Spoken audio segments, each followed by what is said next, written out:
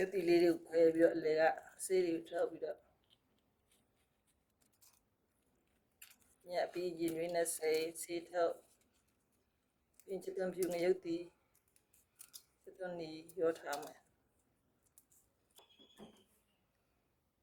ဒီလိုနဲ့ရောစိတ်မယ်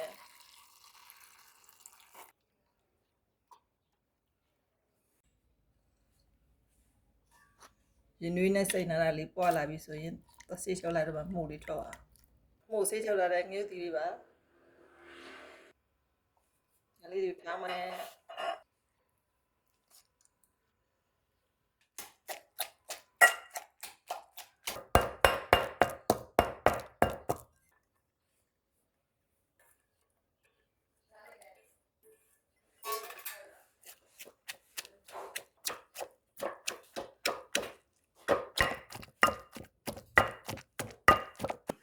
ဒါတော့စပလင်ဂျင်းကျက်တူနဲ့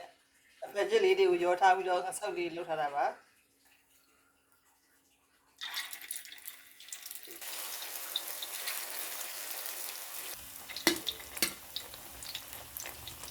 ဒါတော့နည်းနည်းကြော်လိုက်တယ်အဖက်ကျက်လေးတွေ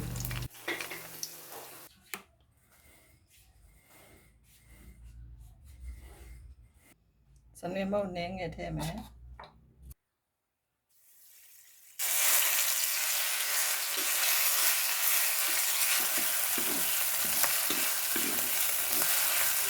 စီတရလေးရပြီဆိုရင်စနေကြော်လာတဲ့ဆောက်လေးတွေထည့်မယ်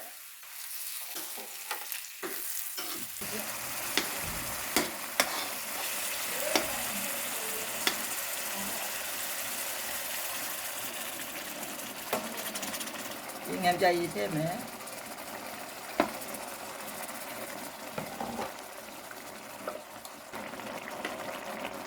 ဒါမချီရေးထည့်မယ်ရတာမောင်းနေငယ်ထဲမှာ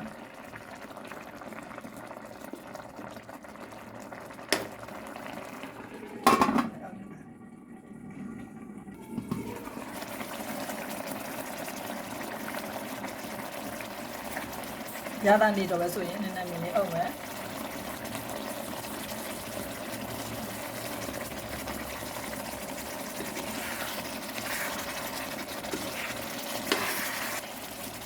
ဆောက်နေလေးကြက်ပါပြီရှင်